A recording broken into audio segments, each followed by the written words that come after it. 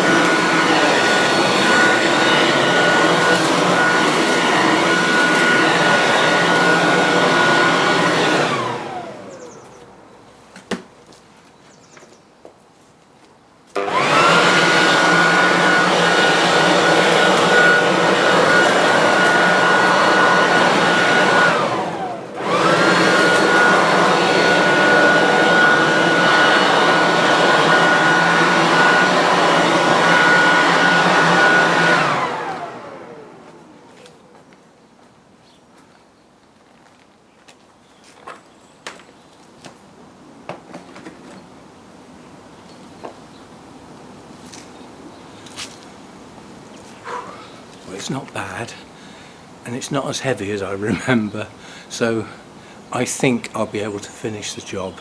But as I said, I'm going to shut down to do this bit because I can't get the camera any sense anyway, and then we'll come back if I've got the energy and I don't get too cold, and I might need a coffee in between. We'll possibly have a go at the planted border. Just a note on that, I had a lot of plants on the left hand side of the planted border. There were foxgloves and other things. They failed, and in the last gardening video we looked at where the hellebores were, and most of those have just disappeared. They've failed, and Carol suggested that apparently the mulch that I used, when it breaks down, it actually turns quite alkaline, which I'm surprised at because it's a bark-based mix. You'd think it would go acidic, wouldn't you? But Carol's been gardening a lot longer than me, and she reckons that it could turn alkaline. And most of the plants that have failed, the foxgloves, the hellebores, they would be woodland plants in their native environment, so they would be under trees on the woodland floor, which is leaf litter, isn't it? Which is acidic. So maybe soil type was wrong. There's a possibility. I've ruled out something has eaten the plants because there isn't anything in the garden that would eat them, if you know what I mean. I've got virtually no slugs and snails, so I don't get that problem. I don't know why, but they're just not here. Hopefully it's the birds that get rid of them. I do have plenty of those. But they wouldn't eat the sort of plants I've got. Cats don't eat plants like that. They certainly wouldn't eat the foxgloves because they wouldn't stay around long, would they? They're poisonous. Anyway, it's a thought. And a lot of the plants on that left-hand side, I had to dig in through the mulch to make the holes to put the plants in, and a lot of that mulch would have gone in the holes. So it is a thought, yeah. Anyway, I would imagine most of it's broken down and almost gone by now. Several years ago that was applied. Right, so I'll be back in a bit. Right, I've managed to do that as best I can, but it's very obvious that the leaves are catching up in the plants. I must admit over there it hasn't done the thyme much good, because obviously the plants were laying out nice and sort of evenly, and they're all sort of blown about now. I might try and straighten them up a bit by hand, because technically those bits that are touching the gravel, some of those bits are going to root so that they can spread, so we may have a go at that. Anyway, my back started hurting, so I've had quite a long rest, and I'm going to come back out and see if I can finish the job. So we're going to have a go at the planted border. This is not going to be that easy, but we'll give it a go.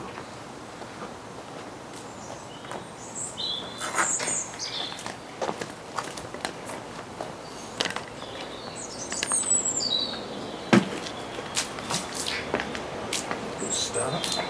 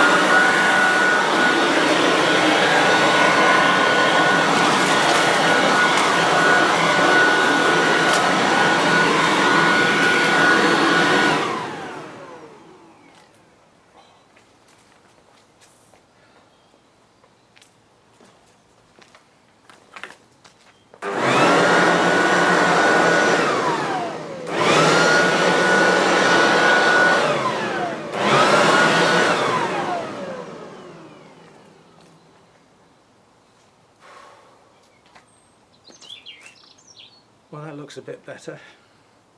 Not perfect.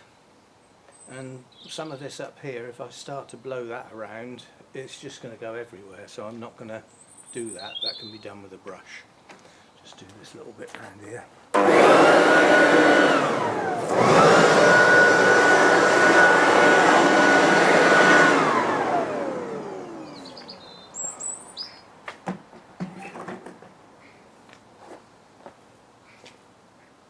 So there we go.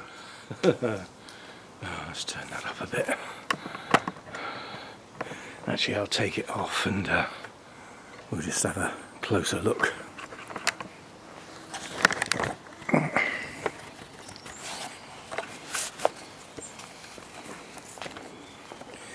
Right, so you can see the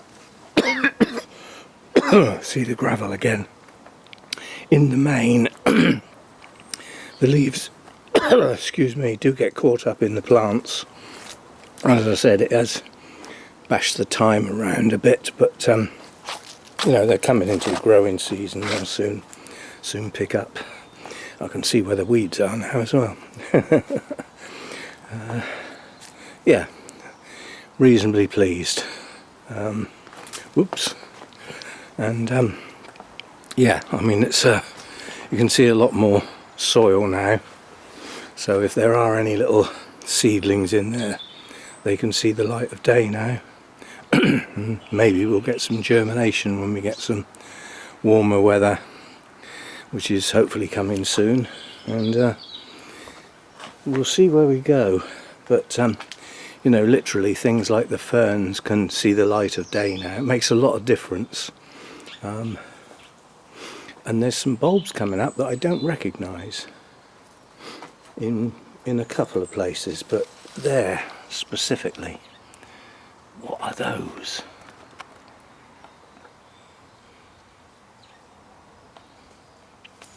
Those don't look like daffodils. They don't look like bluebells.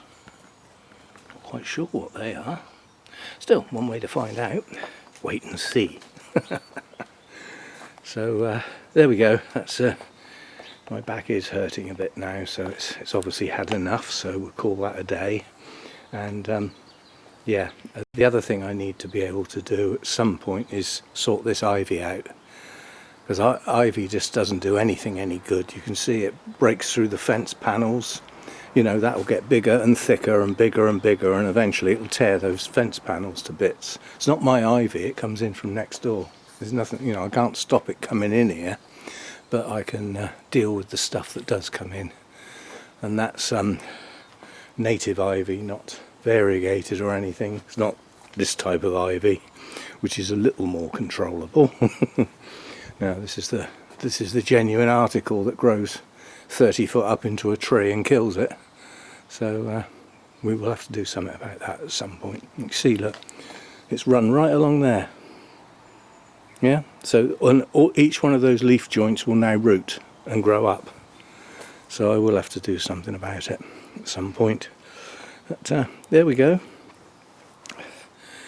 First attempt with the leaf blower at this time of year. So yeah, pleased. It's not even that hard a work. I mean, if I didn't have a dodgy back, that would be easy stuff, you know. So we'll see how we go. But, there's an awful lot gone up the alleyway there. Still, I don't use that. It very rarely gets used. And although that blew the plants about, it doesn't seem to have damaged any. Like, you know, the snowdrops are still there. They haven't sort of been broken off or anything like that. So that's good. And certainly, you know, I mean, the leaves are up in under the bamboo and all up in the hedge now, where it doesn't matter. I don't grow anything up there, and they'll rot down. You know, as they get rained on and the warmer weather comes, they'll just break down and disappear into the ground. So got to get this grass out. It's a job I'm not looking forward to, but it's got to be done. This was a small tuft of grass left for mojo, because cats like to chew on a bit of grass, and it's taken over that whole area now, so it's now going to be difficult to get out, but it's got to come out. So that's another job that'll have to be done. The idea, I think, will be to cut it with the spade into smaller pieces and then use the garden fork to hook it out, give it a good shake. Most of the soil and the gravel goes back where it came from, and then I might have to sort of dig some gravel out from here where it's deeper, where there's plenty of it, just to top it up again, you know, so that it looks like a gravel bed. This gravel is incredibly thin. You know, it's the muck underneath it, I'll call it soil, I suppose, shows through in a lot of places. So, you know, it was the tiniest, thinnest layer that when it was put down, not by me, obviously, it could do the top up, you know. I did think about getting a couple of bags of gravel, just ordinary gravel, not decorative stuff, and see how far a bag goes, but I haven't got round to it yet. So, anyway, that's it for today. See you next time.